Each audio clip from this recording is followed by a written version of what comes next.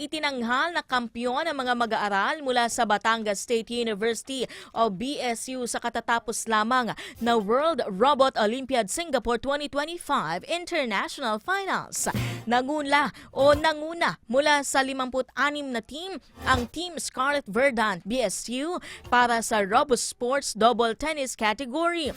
Kinabibilangan nito ni na Joseph Bernard Maala, isang first-year BS Mechatronics Engineering student at ang mga grade 11 student na sina Light Gabriel Bandayrel at Norjihan A.H. Nasir.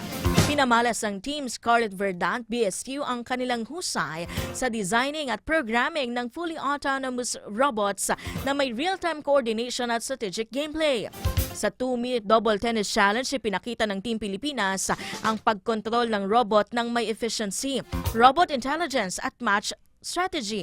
Pinagmalaki naman ni BSU President Dr. Tirso Ronquillo ang kanilang tagumpay na anyay nagpakita ng talento at determinasyon ng mga mag-aaral ng universidad.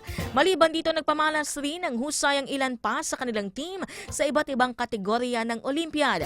Pagbati po para sa mga nagawagi at sa buong Batangas State University.